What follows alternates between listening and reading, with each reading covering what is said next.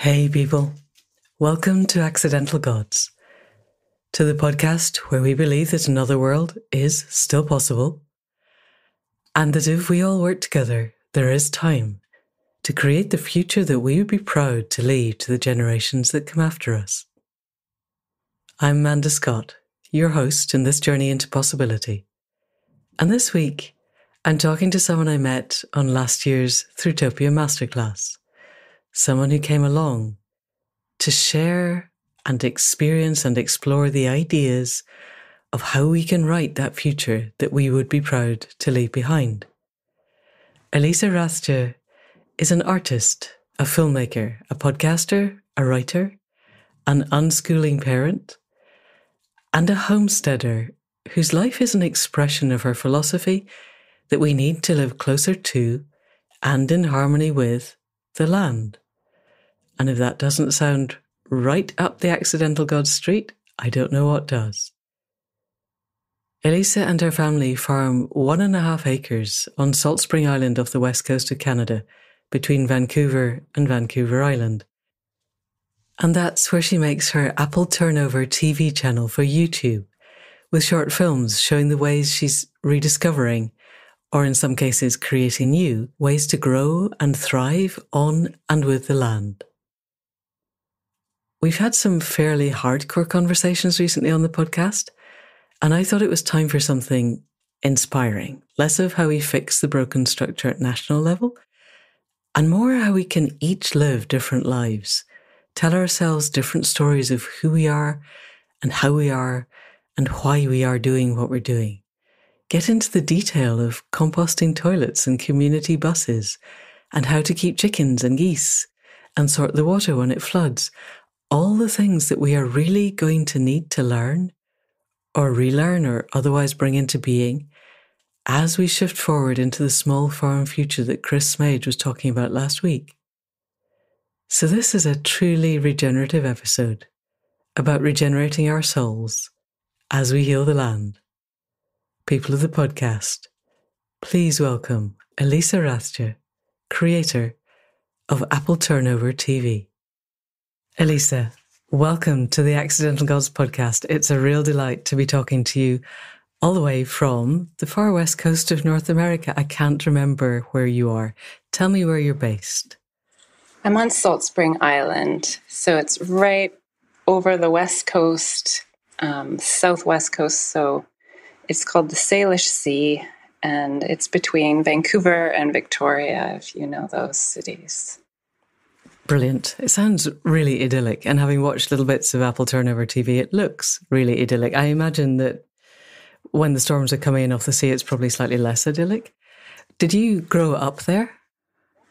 I grew up nearby, so folks who go to North Vancouver know Deep Cove. It's kind of infamous. Also incredibly beautiful, so yeah. But you decided to go off the coast and to somewhere that I imagine you can only get to by a ferry or by a plane or something else? Exactly, yeah. Seaplane or ferry, yeah. Wow. And are there times of the year when you just can't get through?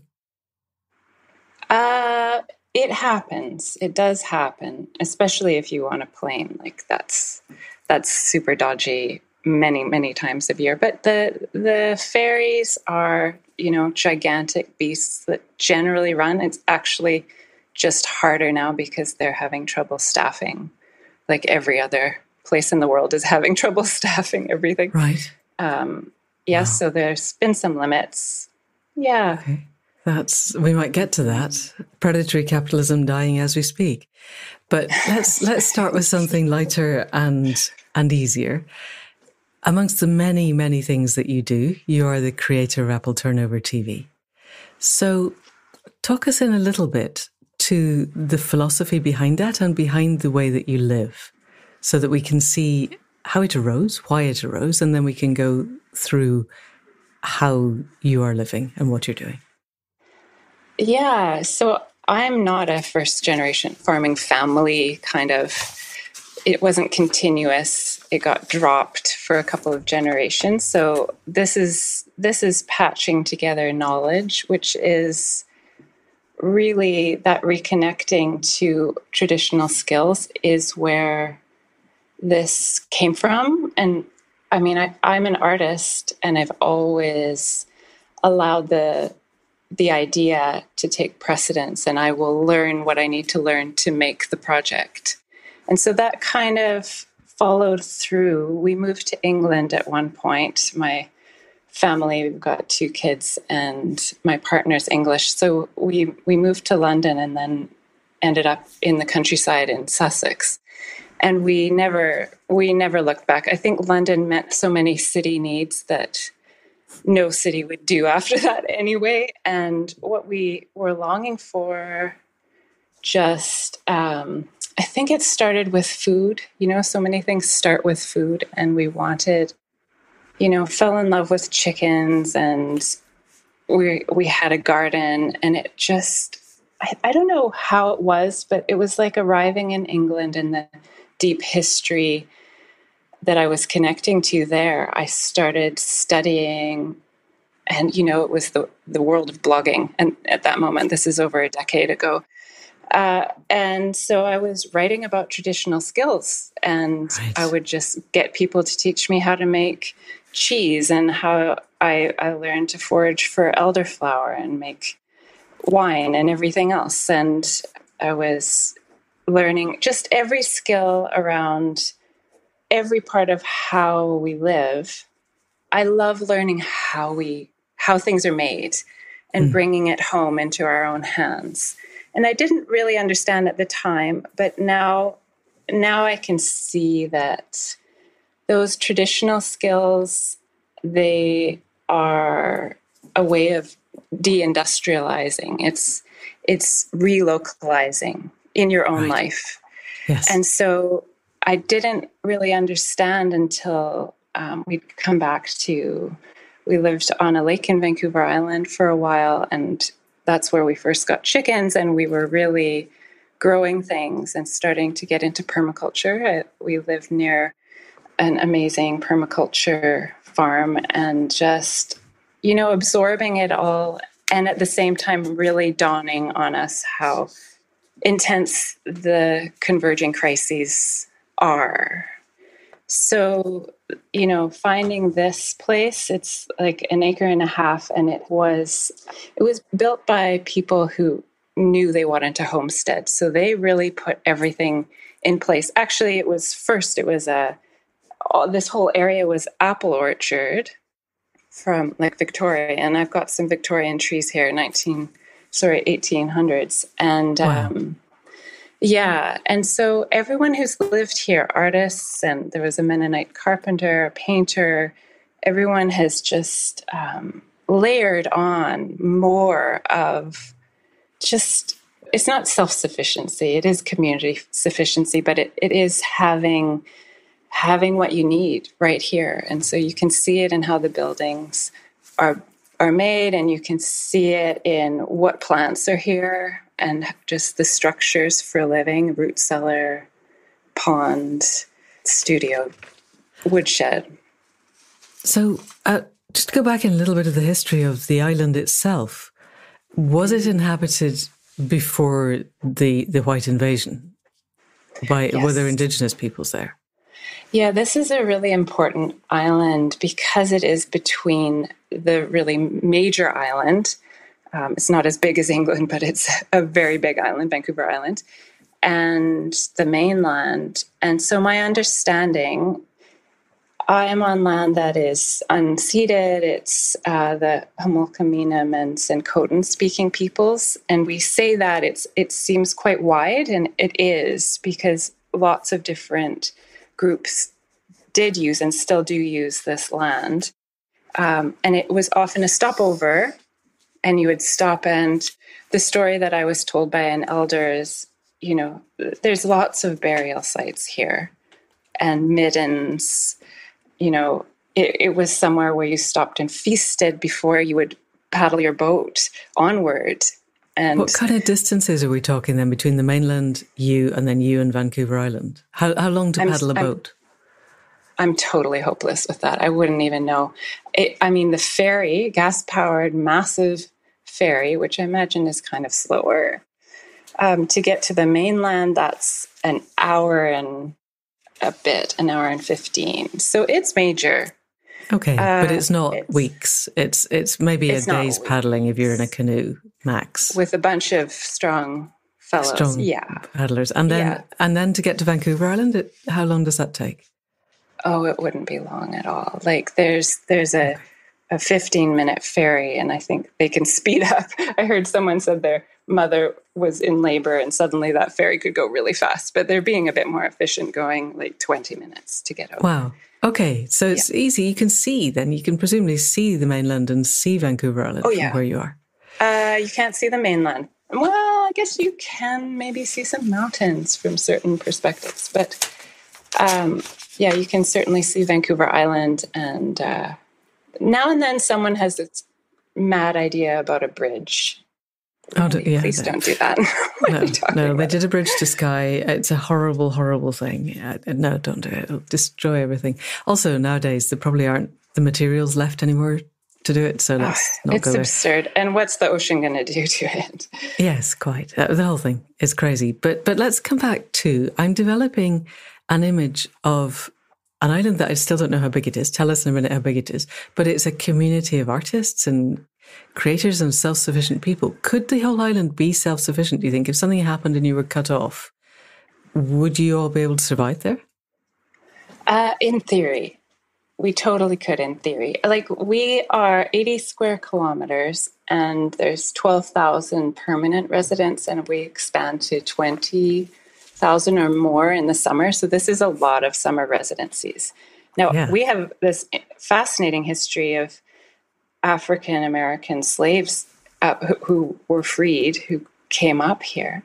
So the road that I'm close to is named after a very important family who settled here. And then, actually, so 100 years ago, we were producing the fruit for the mainland. Right. It was getting ferried over there. This was before the Okanagan really became our fruit producers. So, and people here are we've got a fantastic food culture. We're infamous for the market. Having said that, we're still only eating about 5% here.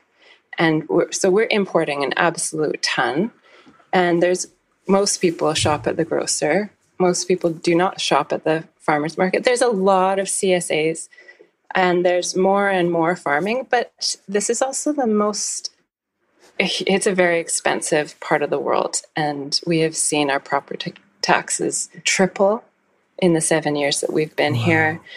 And we are looking at, hotel culture, where you basically are importing your staff from off island. There's nowhere to live. It's all Airbnb.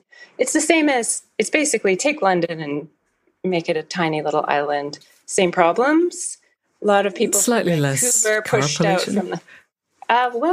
we have tons of roads. We've got an amazing... we're a transition town. And we have got a really fantastic activist population. And we have old settler families as well. And there's plenty of conflict or heated discussion about how the land should be used or protected by the trust. Right. Development. I helped write the climate action plan Transition took that on. And they are implementing it, and they're doing incredible things. And we're not incorporated, so we don't have a mayor. We've got all these different complicated levels, but we just brought in our own little layer of government. And one of the people on that, we've got several people who created our bus system, which is meager, but it's still there. And we just had a big rally that I felt compelled to stand up and speak at, to talk to our transportation minister, because we're trying to get bike lanes and slow down these roads. I found an article from 1960 accidentally complaining about the speed of cars on the roads and that someone couldn't take their horses out. So this is an old conversation. But we got rid of our car 5 years ago. You as a family got rid of your car? As a family, yeah. So we've got electric bicycles. We got a cargo bike, and so I could throw a child on the back of that. Now she's taller than I am, so I do that still, but only like on a flat to go to the lake, and we go jump in the lake, and it's electric, right? So it's not just me. Help. But I refuse to go up the big hill. It was very hilly here, and the shoulders are non-existent. So people come here and they stop riding bicycles after having ridden all over the place. So it's tragic, but it doesn't have to be this way. So I think it's all there to grow the food. And right, like this is agricultural land that I'm on, and there's lots of it. Water is a thorny issue. We've become more Mediterranean. We have these long, hot summers that the firs are hating, the cedars are hating. We used to just have a lot of drizzle. It's always been drier on these islands than where I was. I was at the bottom of a mountain, like the most rain in BC was like just near us. But there's still, there's folks who are experimenting with growing avocados outdoors, like to try to find. I'm growing lemons. I give them like little lights in the winter and a little curtain. And they almost died last year, but that was my neglect. Because we're having more extreme temperatures. This is climate change. We're seeing active climate change happening around you. Wow. Yeah. So can we take a bit of a step back? Let's assume that there are some people who are listening to this podcast for the first time, because there always are, and who might not know what permaculture is and might not know what a CSA is. Let's do a little bit of exploring the philosophical and conceptual underpinnings to what you're doing. So a CSA is a community-supported agriculture, and it's a fascinating idea where you will buy in and you'll tell a farmer, I'll pay you this amount of money, and you'll get your veg or your fruit box scheme through them, and the farmer knows how many people they're going to be feeding. They can therefore plant for them, and it's direct. You don't have the cost of a middleman person, and it just creates more security for the farmer and means you've got incredible fresh veg coming to you. I would like to see even more models where we draw on some technology, like, for example, I'm trying to grow all the potatoes. I want to produce all the potatoes. All the potatoes for the whole Ireland, or just all the potatoes for you? Just my family. Okay. Challenging enough. And so I've thrown them all under hay bales to grow through the hay bales. So there are hay bales everywhere in every tree guild. So now tree guilds, so I would like to see people be able to say to a farmer, hey, can you produce all this spelt grain? We've got all these families. We've got a collective mill. I have a bicycle mill in my kitchen, but we could easily have a community mill. And how about throw in some extra for the chickens so that we have local grain? Like, we could do that if we were organized and working together. And there's evidence of that happening here, where people have gotten together during the pandemic with fear around and actual food shortage. They started growing on shared land, or someone donated the land for it, or lent it, and they have been growing all their food. They're really, really amazing. And it came through an emergency pod. So my understanding is that transition here is about to roll that out so that all of our little communities can start to get together and grow more collective food. So it's not everyone can do what I'm doing. Like, do you have time for this? Like, yes, is quite. This, how are you paying your mortgage? And are you even interested in growing your food? Like, we don't need everyone to be interested or good at it. We just need more of us to be. So, have you got an idea of roughly the percentage of people who would need to be interested and moderately good at it to feed the rest? Because you're on an interestingly contained area. Yeah. And I think that number is going to change depending where you are in the world. But in the old days, not very long ago, in the generations past of your family and my family, everybody grew something, or they had a pig in the back or some chickens. until people were herded into towns and actively and deliberately had that link to the lands cut, everybody was good at it and everybody did do a bit. Yeah. Actually, one of my histories is my mother's Finnish and my father's German. And the Finns were all on the land. They were all like farming peasants, actually. And my mother got chased by geese, which I now have geese myself. Like chased her to the outhouse and back again. And my father's, they were in a village and they had the village shop and they had a courtyard and they always had a pig in the courtyard. And then they went out to the fields nearby and had strawberries, and he would go into the cellar and get fresh whipped cream from his grandmother. I slept in the attic where they had smoked the meat. It was unbelievable. And so, yeah, that history, that's everyone would grow something. I mean, it doesn't make sense to import boxes of lettuce if you just keep growing some, like it's not that hard to grow some lettuce and go and pick it as a cut and come again crop. Like, why would you want to walk further than just outside your door to get your herbs and your lettuce if you had those skills? So that's part of it. And I think here reskilling like that is very, very, very popular. We have our garden club just swamps the local Legion, and we've got incredible edible veg groups and the permaculture group. So I don't know what percentage. I think that's a question for Chris Smage. You'll have to have him on a third time. It's like, well, didn't he answer it in his book? It's like he was saying how many people in the small farm future. He's saying how many people would need to be on the land. And one of my favorite inspirations before we even moved here is Charles and Perrine Hervé-Gruyère. They have Ferme de Bec in, I want to say, Normandy. And they wrote a book called Miraculous Abundance.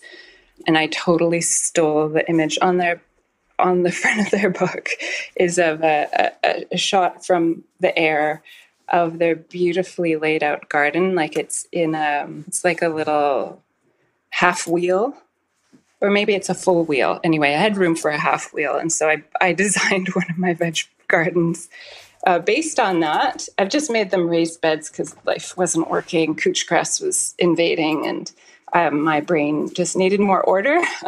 So they are now raised beds, but it's the same thing.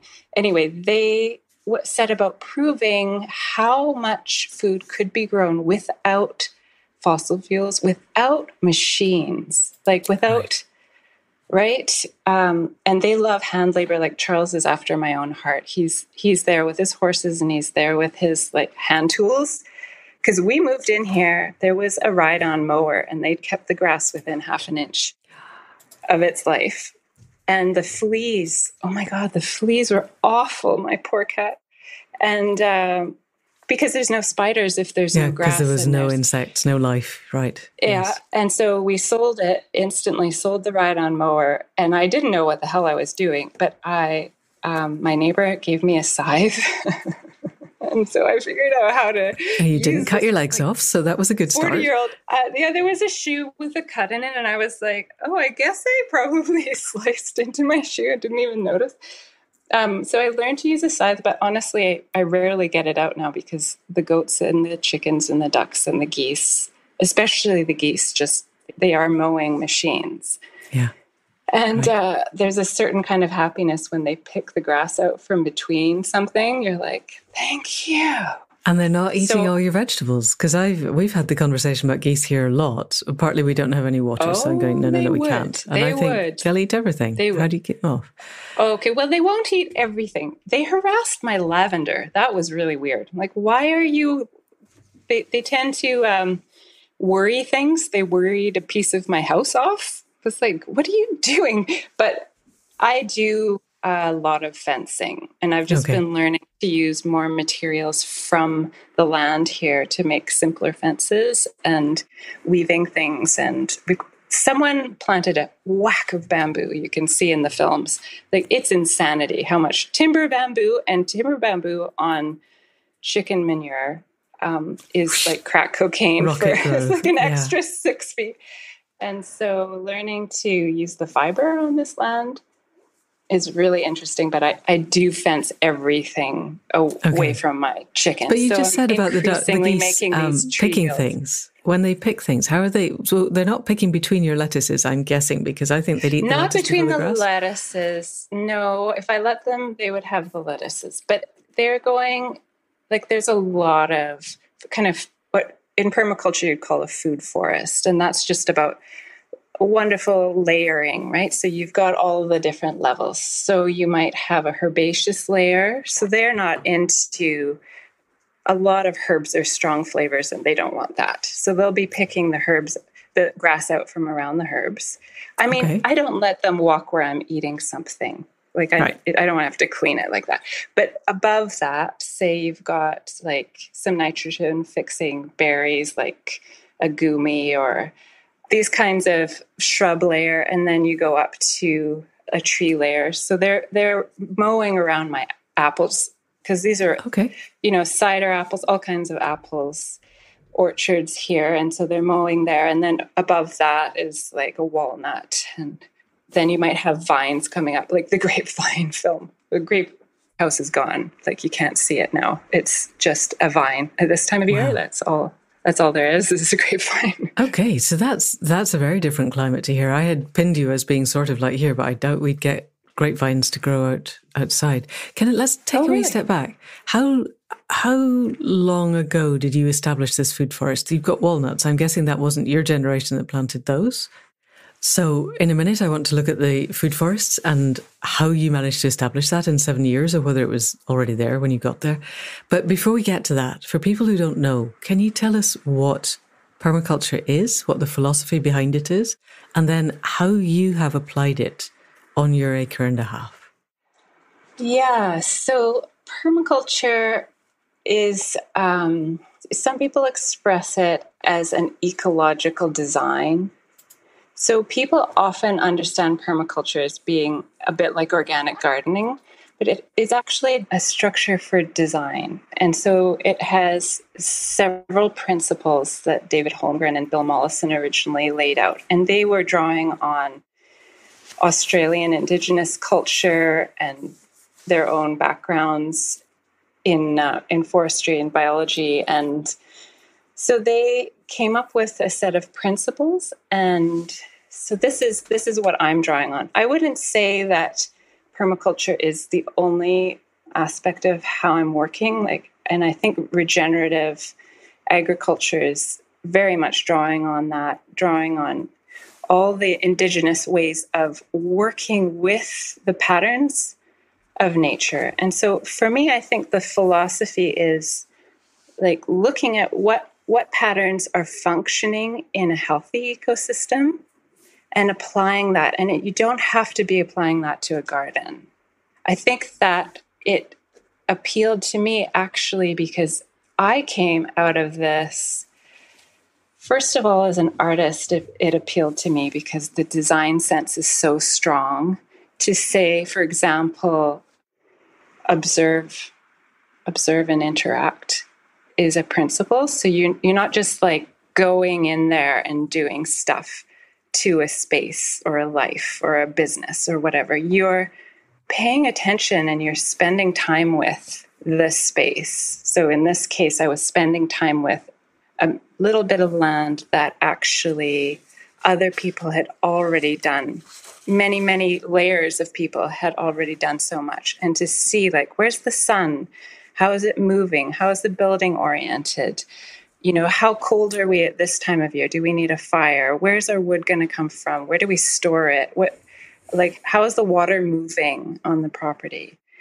Before you actually decide where a pond goes, you want to know, like, oh, this is getting wet in the winter and like flooding our driveway. Why is our driveway flooding? What's happening there? What do we need to do to fix this? Like, I didn't fix it for 2 years because I had no idea what was actually happening for 2 years. And had somebody filled in a pond? Good wellies. Had a pond been there? There is a pond, and I call it a creek, but let's be honest, it's a ditch, because the theory at that time was get the water off your property as fast as possible. And there was a culvert, very old culvert now, probably 30 years, maybe 50. Because the homestead part was built in 1960 here, or they started building. And so that's where the orchard began to turn into something else. And it was an abandoned orchard at that point. So you're taking principles like this and applying it. So as an artist, that was really compelling for me.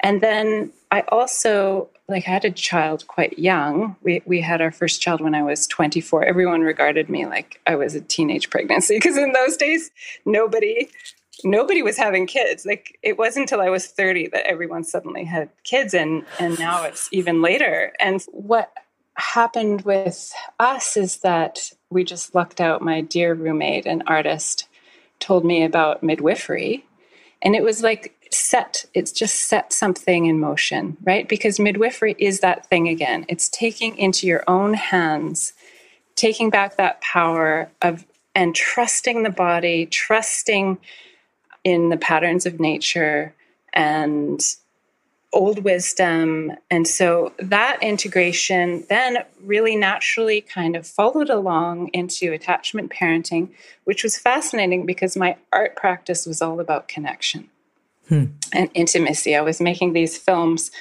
of films that were facing other films, installations of me looking at myself.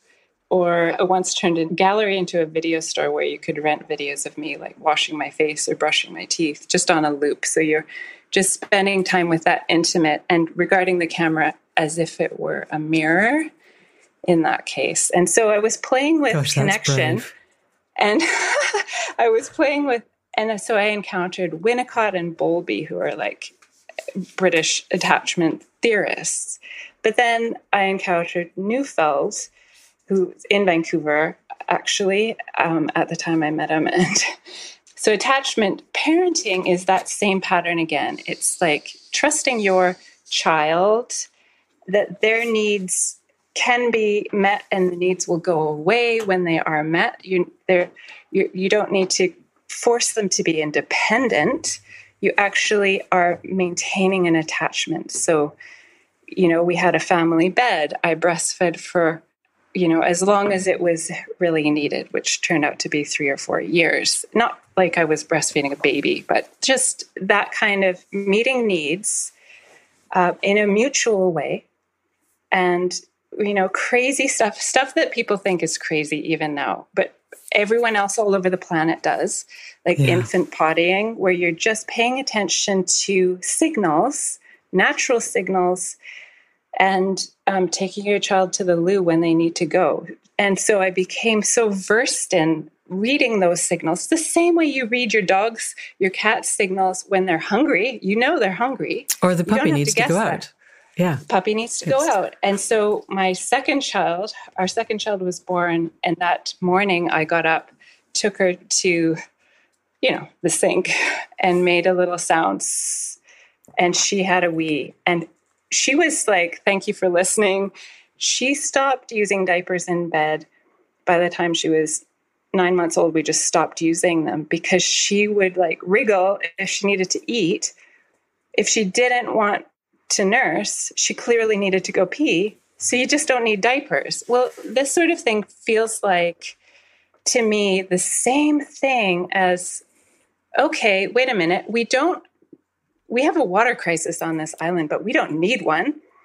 30% is being flushed away.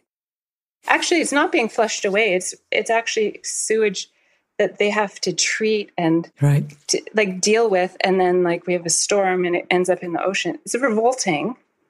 But when we moved in here, the septic was torched. Anyway, we knew that. That was negotiated in the price, but we didn't replace it. We piped gray water to a bunch of hazelnuts, and we got a beautiful crop, and then it filters out into the pears and apple orchard around it and the bamboo. So hang on, tell us a little bit more about grey water. So is that everything that comes from your loo? Or do you have a composting toilet and it's only the fluids? Tell us, just people, if this is too much, you can just stop listening for the next 5 minutes. But this sounds really interesting because this is how we're going to need to sort stuff out. I want to know how you knew to do this, because I've watched a few videos about it, but I wouldn't necessarily know how to set it up. And then what's the actual logistics? Okay, so Gordon and Baird have EcoSense. EcoSense is in the Highlands outside Victoria, and these were the friends that we just fell in love with and learned so much from, and like literally just went and used the compost loo there. And I was like, this makes the most sense of anything. You know, you go camping to these pits and you think that human waste is revolting, but no other animal is living like this. And we just don't have to. It's just a sawdust toilet and the bucket. So we installed two things. One, gray water. So black water would be like the toxic waste that we do when we mix feces and urine. Like that's, you do not want that. That has to be handled correctly. We understand that. Gray water is just laundry, dishwasher, shower. Okay. So and that are you goes using particular out. soaps so that you're not contaminating it with stuff? Yeah, exactly. It's not hard to do. Just make sure all your soaps are reasonable. And yeah, you're not going to bleach anything, but you weren't going to do that anyway, because that would be crazy. So you have those systems going out, and it's going to a mulch bed, which is basically composting any of the particulate. And you dig the mulch bed out again and compost that stuff. Actually, it's already composting. Put it around a tree. Put some more mulch in, maybe every year and a half. And what's your meanwhile, mulch? The hazels, like just wood chip. Okay. And then the compost toilets here, I really like things to be as simple as possible. Like there are compost toilets that do everything for you. But my pet peeve is really anything that breaks and I have to fix it. And if it can't be fixed, or they just tell you to buy a new one. I don't want anything to do with that. I have sewing machines that are 100 years old because they still make that little rubber gasket and nothing else ever needs to be replaced. Like nothing. Right. The Not needle. too many moving parts. Yeah. Exactly. Yeah. So I like the compost toilets to be heavy on the labor for humans and low on the breakable waste technology stuff. So there's a tiny fan that does go, but if the power's cut, it does not matter. Whereas everyone else rurally here, they can't flush their toilet. And when we had a massive windstorm, 2018, 50 electric poles down, never mind all the trees, people could not flush their toilets. Wait, they've got electric toilets? The pumps are running on electricity. So you don't have any water if the power is out in the countryside. Okay. But never mind that we're flushing away all that water. So the compost toilet is just a bucket and you're just layering sawdust in it. I actually, my family are infinitely patient with me and very experimental, and they're willing to, as I say, we got rid of our car and they're like, okay, we'll just cycle everywhere. But I've got a loo diversion, my 3.0 design I'm working on because I don't want to carry the heavy buckets. I'm almost 50, and like a perimenopausal body is not a flexible thing. At times I work on it. Like I have to do yoga and stuff to make sure I can suddenly do tons of pruning or to suddenly move a lot of ladders, or I'm running or empty the compost toilet. Carry the and the part that's heavy is the urine. And the thing is, that's also, even if you don't have a compost toilet, you could right now do what just in Vancouver, you will see, if you pay attention, you will see the elders take a little jar and go out into their garden. And we're grossed out by this, okay? But urine is not a problem. You dilute that 1 to 10, you put it around a tree. Actually, at Martin Crawford in you should talk to him. Martin Crawford in Food Forest guy in Devon. In Devon. Yeah. So he's one of my favorite books. It's so English of him. I love him, or so not English of him, rather. He's like, this tree could have 1.5 peas a week for like optimum fertility. And so you could just be taking that and feeding it to your garden, because we are in a nitrogen we're going to have a crisis around fertilizer. That's one of the tipping points, right? We're already having crises about where it's going. This is not waste. This is like, I like to say that even if I didn't produce anything else of value today, at least I increase the fertility of our land. And so then the compost, we do like 15 buckets in a go, and we tip it out into a dedicated bin, and it jacks up to really high temperatures, right? Our own nitrogen does that. But what I like to do is add the chicken manure, because that stuff is volcanic. Yes. So, so this is, to me, those patterns that are like, they're very sensible. They're often traditional. You know, we have this narrative that goes, people in the past didn't know what they're doing, and that's why they all died of cholera, right? But clearly we're here, but our solutions are, on the whole, very energy and material intensive, but they really don't need to be. And I think that's the thing about permaculture. And they need not to be quite soon, I think, is the thing. The energy pulse is over, the oil is diminishing, and even if it weren't, we can't keep burning it. So we have to find energy unintensive ways of doing things. Yes. So yes, and you're modeling this. That's what I love, is that you're experimenting so we don't have to. And then you're putting out AppleTurnover TV so we can see what it does. I haven't been down the lists. Is there one all about compost and composting toilets? No, I haven't made a film about compost toilets yet. And so that is definitely put it on the list. I've written a piece. I've written more than one piece about it. So I'm also writing. So I have a tiny little book that I'm basically writing in real time, and every now and then I release another part of it, the Journal of Small Work. And so definitely compost toilets are part of the small work. And I know that that's probably a really major one in terms of people's minds and hearts and like changing how we live. Not everyone like that. That's kind of a leap. I get it. My kid had this idea that we could have a bucket system where it's all collected, just like you're recycling. So if you don't want to deal with it, you could just have a community compost, and that would be amazing. Like, why not? That's so basic. And you'd be saving 30% of your water right there. And then if everyone has their grey water piped, and this went down how well with the rest of the island? Did they love this idea? We haven't actually proposed it. We just managed to get we're getting a community compost where the grocery stores can send any waste. And the abattoir, which we've worked so hard to get so that animals don't have to get stressed out and shipped off island so that kind of thing is really more important than me just doing it by myself. Sure. Talk us through a little bit of that, because we compost here, but I am fairly OCD about making sure there is nothing in the compost that the rats would like to eat.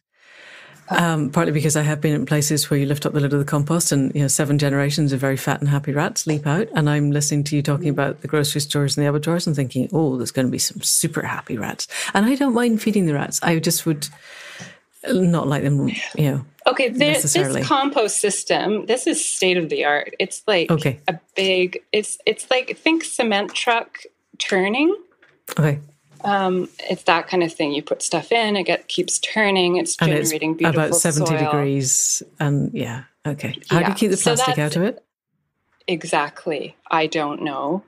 Okay, because otherwise you just end up spreading microplastics all over your land, and that's not a good thing. Exactly. And plastic, I haven't been as active in the group, but Tommy and I have been running plastic free for several years, the plastic free Saltspring, and my kids are real, like they hold me to account. And Yay. I became quite ill, 2 or 3 years ago, and we had to kind of lower some standards and just buy this felt bread that's only in a plastic bag for a while, even though it was like, it just about killed me to do it. But I didn't have choices about that. So there are some things we do buy in plastic, but to reduce that microplastic going out into the garden, going out into the world, actually is, the zero waste movement is practically old news. There's so much you can do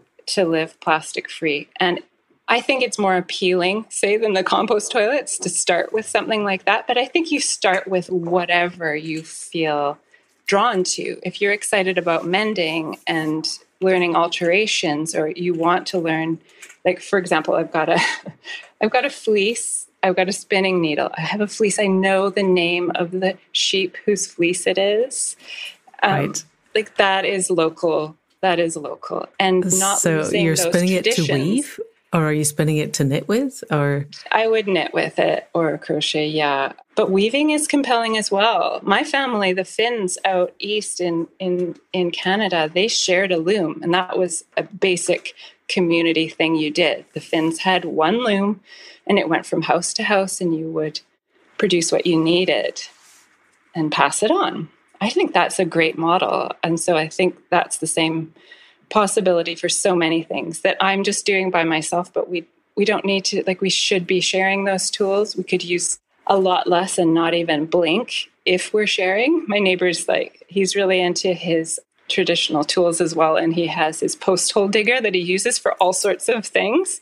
And so whenever I'm trying to put in more fencing, I'm like, can I borrow your post hole?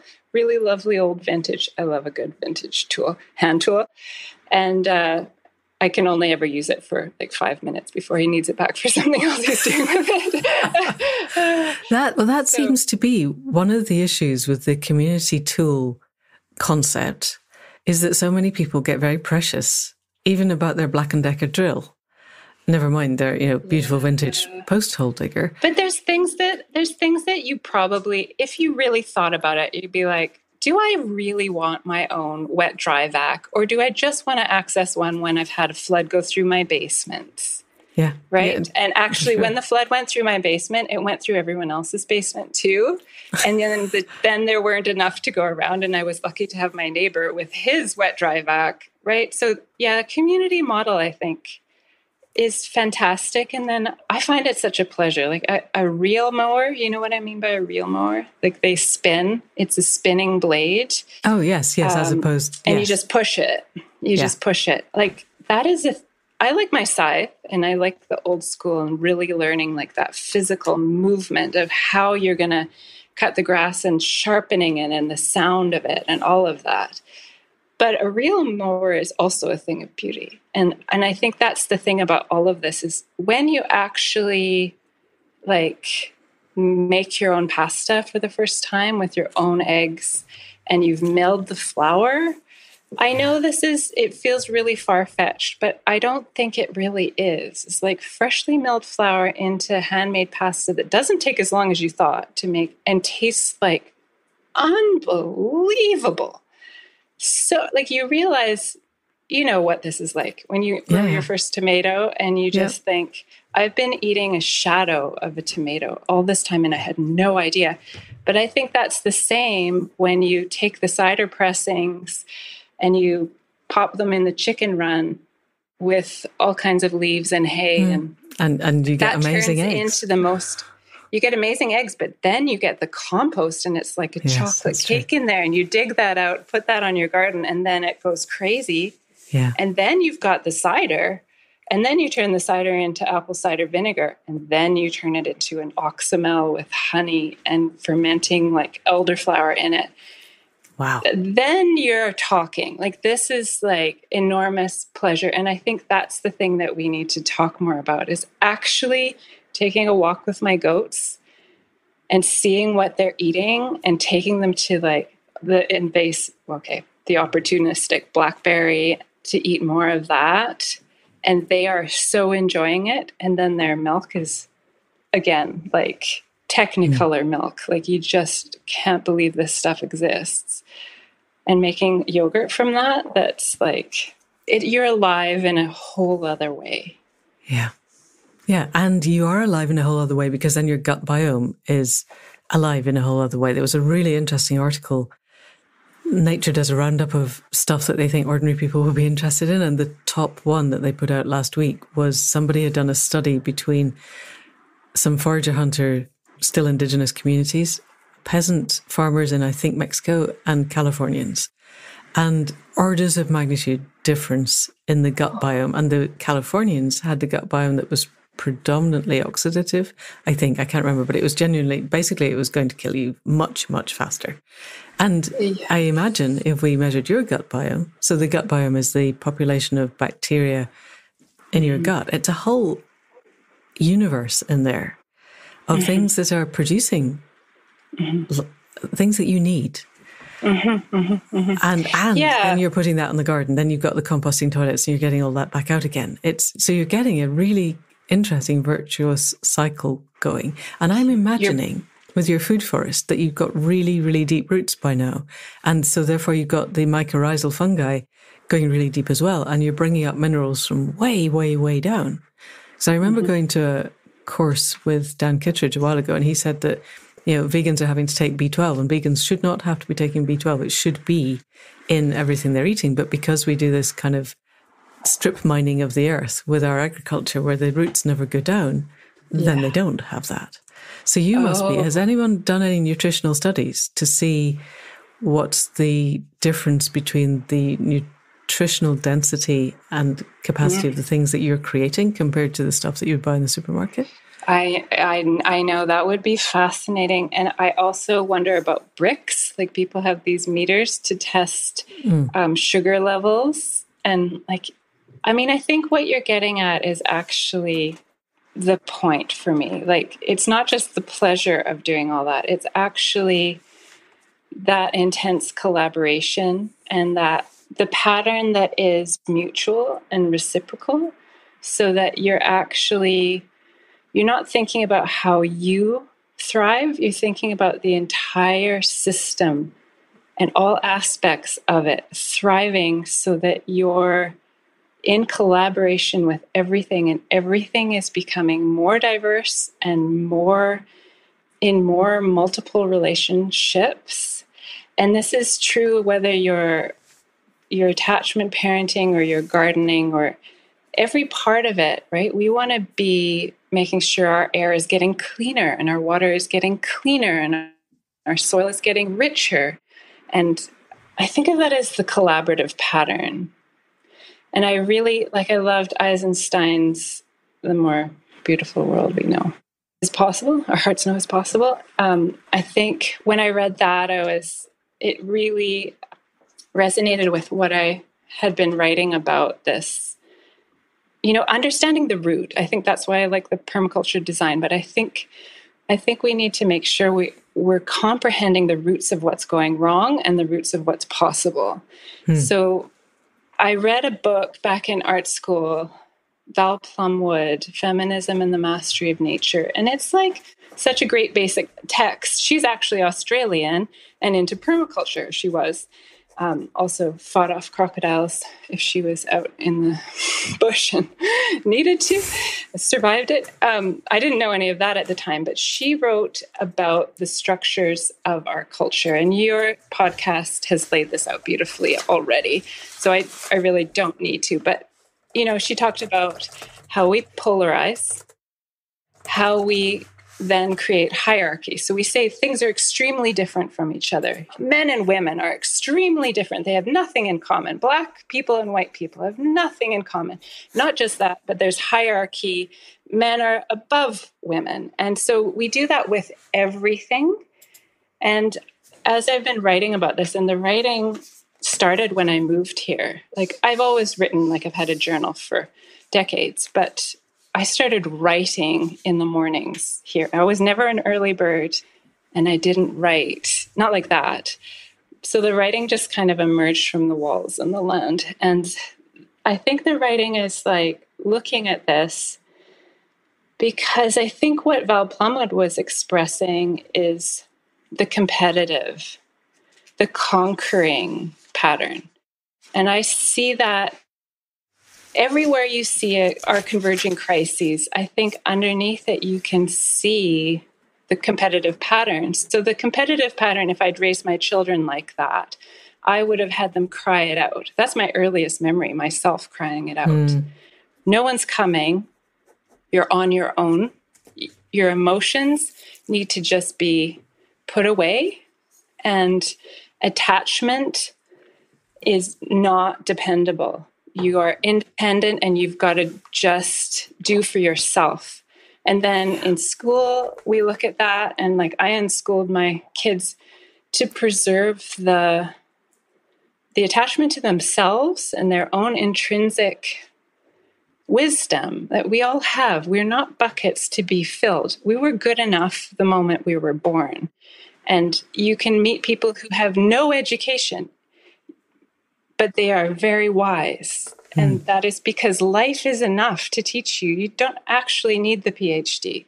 Like, okay, go for it if that's what you want. But the PhD is us doing that same conquering. We're saying, I'm going to reward you. I'm going to reward you with hierarchy every way through. You've got to beat your peers. You've got to beat each other. You've got to beat each other for a job. And everywhere through that whole beating of each other and winning over is that power over. And that's the competitive pattern. And we need to move to the collaborative pattern of just seeing it differently and doing it differently. What does it look like if it's collaborative and not competitive? Yes. And what does it look like? So we haven't got very long left. So I have two sets of questions arising from that. And the first is I want to know a little bit more about unschooling. I just saw a TED Talk the other day where Singapore has apparently decided that all schooling needs to be non-competitive. So they still have schools, but you won't be graded against your peers. Your teachers will still assess how you're doing, but everybody gets to be their own person, and school is no longer a competitive thing, which struck me as a really interesting step forward. But you chose to unschool your kids. So I have friends who are homeschooling, but I don't know what unschooling is, and I don't know how it works. And you told me before we came on air that your youngest child has just gone to college or just finished college, one or the other. My youngest has just, technically my youngest has just graduated. If she had been in high school, she's graduated. My eldest is long off to college. So just tell us a little bit briefly about what unschooling is and where it has taken them that ordinary school might not have, although you can't run the controlled trial, obviously. Yeah. So John Holt coined the word unschooling probably in the 80s. He was a teacher who was in the States trying to change the system from within. And at some point he concluded that actually that system is coercive and that people don't learn when they're coerced. That is fear-based. And everything you put into that system is twisted. And I think this is hard for people to hear. I know it is. But if you think about what an amazing opportunity or amazing people that you could have learned from, but actually the attachment is all wrong. Like people aren't attached to those teachers. Or if they're not attached to their teacher, they don't want to know anything that they're telling them. And actually anything that is in school can become turned off. So you can say, we should teach this in school, but actually you're just taking another thing and turning it off. That is the thing that the kids who have often become peer-centered in attachment theory, where we have a little dial, a little compass of attachment, and it should be to our parent figure. And when we go off to school, it should be passed like a baton to another parent figure. But what often happens is either you don't have the attachment at all in the first place, or it goes winging around looking for an attachment and gets attached to a peer. And whatever you're attached to, everything else is off. It's protective, right? It's a baby who doesn't grab your hand with that attachment. When they grab your finger, it's a child who's not smiling and nodding and looking in your eyes and talking to you. It's the one that's crying or turning away from you or just not looking at you. We know attachment when we see it. You're sitting at a table, you hand somebody something to eat. So unschooling is keeping that attachment in place. Homeschooling can be too. Unschooling specifically is looking at what a person is naturally drawn to and into, and understanding that anything that we're into leads to everything else in the world. There's a really nice story that I read when my kid was 2, and I first said to my sweetheart, I think this would be a great way to live. Actually, I approached him wrong. The best way to approach him is not to say, school is this and that and the other thing, because neither of us had a great Actually, I like parts of school, but it was torture in other ways. And actually, it was better to say, hey, you know, we could actually go and live in England, or you could be, you know, showing them your filmmaking skills. And we did this. They made an animation every year for about 18 years. We did a family Wow. animation, and just following those interests. So Sandra Dodd once wrote an article because she was worried about her kids. She wanted to homeschool them, but they were only into baseball, only, nothing else. That was their special interest, and everything else was not. Well, you can do physics and biology and maths. Everything comes out of baseball. There you go. You can do history. You can do the history of fashion. You can do sociology. You've got everything there. And that's what she wrote. And I saw that and said, like, oh, this is just art school at home. This is just facilitating your project. And whatever your project is probably teaching you things that you have no idea, even all the things. So my youngest has produced a graphic novel. She's done, I think, 4 episodes of a graphic novel. So she needs to know graphic design, how to use Photoshop, how to tell a story, character development. She needs to understand even how people are reading them these days. She needs to look at feminism and representation. She's set it 10 years in the future. So she's like redesigning the cities she's drawing. She's putting in bike lanes and trees and all, taking out a parking garage and making it a park, and right, drawing. So, yeah. You know, now and then she's like, well, I don't know about this and I don't know about that. I'm like, the thing is, what we need to learn to do is how to learn. Yeah. And once you know how to learn, you can learn anything. And John Holt wrote a book called Learning All the Time, and I think Never Too Late. And he learned cello kind of as to make the point. He learned cello in his 70s. Wow. To say, there's no window. We don't need to worry about this. Just follow your interests. It will lead to everything else. Yeah. Fantastic. It's been a delight. And it was the best thing I ever did. Unschooling the kids. Yeah, we've had a good time. And life learning doesn't stop. So that's why I say, quote unquote, graduated. And are they still both at home on the homestead helping you with your 1.5 acres, or have they flown the nest and gone off to do something wild out in the world? My eldest fledged and headed off to the city for a while and was kind of picking and choosing her own university classes and making her own thing out of it. But I think she's not alone in being disillusioned by that whole process of university. Like, it worked well for my parents. I didn't expect to have a career, not a career, but like have an income coming out of art school. I was like, oh, wait a minute. I should have studied business, because being an artist is actually business. I'm doing that now. But that whole system is also crumbling, I think. You're gaslighting people at the moment if you're saying, come and do our course and there'll be a career for you at the end of it, because quite clearly the entire system is folding and those careers are not going to exist. So you could go and do stuff for fun because it's fun, but because you think you're setting yourself up for business as usual, is plainly not going to happen. Yeah, and they are pretty keyed into that. Okay. Yeah, it would be very hard to grow up in what you've described to us and for that not to be the case.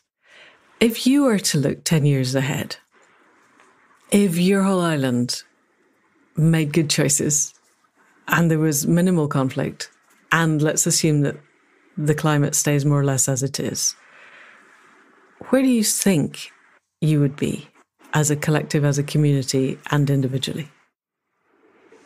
Oh gosh, I think we'd be so happy. I really think that there's so much struggle and there's so much stress, and it is just a grind to get by for so many people. And even the people who seem to be thriving, the people who have been pre-approved in this culture and have a lot, I don't see a lot of joy there either. I think that it's really lacking. So I think actually a lot of the community knit pieces would take care of a lot of unmet needs. So I could see us with slow shared roads and being able to move in a public space that is our roads in a safe way so that we are connecting with each other, and our villages being completely walkable, right? Maybe with a circuit of vehicles that do deliveries, or someone can move you around the village if you're not mobile, but you can get out safely, and so you do. And having food that is really living, that maybe you had a hand in producing, or that you can rely on someone else to produce if you're not able, and to have the land be, without pesticides and regenerated, so our forests actually have what they need. So we're taking care of the forest floors and having meandering creeks and making sure that water is holding in the soil, and we're not using it up the way we are, because we don't need more than 30% of it. And in fact, maybe we're even catching a lot more rainwater in the first place and storing it in soil, and that wildlife is really welcome in the gardens, and pollinators, and all of this biodiversity is continued throughout. And then maybe we also, because we don't need as much, but we've also got these great bicycle lanes, people can come here on electric ferries that don't have cars on them, because you don't need to take a car across. Like maybe now and then there's a delivery of something, but it doesn't have to be constant. So then our whale populations are bouncing back, and the ocean is doing better than before. I could see us really having a good time. I think that's the thing. I could see us having a great, and people do this. Lots of people here having a great time. I think it's just possible to do this with a different trajectory, right? With that collaboration in mind. And we don't have to do this all by ourselves and be struggling. We could have a system where it's housing costs and our needs are, all of these things are much more aligned, so that we have less needs and we're not producing waste. And so we can be in community. And frankly, my favorite thing to do with my community has to be dancing. And I could just see a lot more parties, a lot more dancing, a lot more fun. Really, this could all be a lot nicer than it is. That sounds glorious. That sounds so much fun. Yeah. And it's odd how it's, for me, easier to imagine that on an island that I have never seen, but I'm kind of imagining the scale of it. I mean, this is a place you could cycle around in a couple of days. I would say 80 square kilometers. It's not that big. And yet you've got 12,000 people there permanently, and you could build a good, a little Dunbar scale, 150 people at a time, villages, all interlinked. That would be amazing. And it would be such an astonishing model for everybody else. Although it would be nice if everybody else was doing it at the same time, obviously. Wonderful. Yes. Is there anything else that you wanted to say as we head towards a close? We haven't talked about Thrutopia at all, about your writing. We haven't talked about Thrutopia, because I did which is how we met course, and it was incredible and so affirming. Every single week, it was so affirming of exactly this collaborative model, and of the small work of doing these small things in our lives and adjusting. Even just in our heads, like even in relationship to our own bodies, or what we're making for dinner, like how can this be more collaborative? I think that could have been our question just as much as how are we getting from here to the future we want to be in. And I think that's the thing about it, is change doesn't happen in these grand gestures from the top down, or when it does, it doesn't regularly work. David Holmgren, permaculture, says, it's good to test these things on a small scale. So I'm considering myself and this place as testing these things out, and having your Loo Design 3.0 and your Food Forest Design 8.0, like figuring out what works and then distributing it. Yeah. So I think that's Thrutopian in nature, is like relocalize it, test it out, and then share it widely and share the stories of what works and what's actually bringing you joy and health and diversity and stability and resilience. Yeah. And find the other people who are doing it and learn from them so you don't feel you're reinventing all of the wheels all on your own. Yeah, that's exactly. So inspiring. Wonderful. In that case, I think that's a wrap. Elisa, thank you so much for coming on to the Accidental Gods podcast. This has been so much fun, and I'm going to go off and explore composting toilets again. Oh, good. Oh, good. It's been a great pleasure, Amanda. Thank you so much for having me. Thank you. And that's it for another week. Huge thanks to Elisa for everything that she is and does. It sounds such a big step on the way to where we need to go and how we need to be. To talk to someone who's actually implementing most of the things that we talk about on this podcast, the sense of community, the living lightly on the land, the rediscovering all of the ways that we can build and make and eat and clothe ourselves so that we are enhancing the structures of the land and the biosphere and everything around us, and yet having full, fulfilling, inspiring 21st century lives. So there are links in the show notes to AppleTurnover TV and everything else that Elisa does. And I heartily recommend that you head off and be inspired. We can't all have an acre and a half on a Canadian island, but we can all do something with a little bit of land somewhere and tell the stories of the things that are happening. Because Elisa and I met on the Thrutopia Masterclass, and story still seems to me to be everything. If we can build the pictures of where we're going and what it looks like when we get there and the steps that we took to get there, then people will join behind us. I do still believe that. So if you need to do anything at all this week, go off and watch AppleTurnover TV and then share it with your friends, as well as sharing this, obviously. And we now have a YouTube channel. Faith has been working her fingers to bones, putting every one of what is now nearly 200 podcasts up onto YouTube.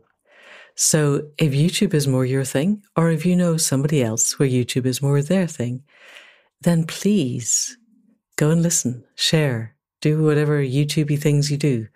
It's not really a space that I inhabit much, so I'm not wholly sure what goes on there, but I gather lots of people consume their podcasts on YouTube. So let's do that thing. And that apart, we will be back next week with another conversation. Enormous thanks in the meantime to Cara C and Alan Lulls of Airtight Studios for the production, to Caro for the music at the head and foot, to Faith for the website and all the extraordinary work on the YouTube channel and the Instagram that I forgot to mention, to Jill Coombs and Ann Thomas for the transcripts, because now we seem to be doubling up almost everything, and as ever, to you for listening. If you know anybody else who wants to be inspired by composting toilets and unschooling and the ways that we can live lightly on the land, then please do send them this link. And that's it for now. See you next week. Thank you and goodbye.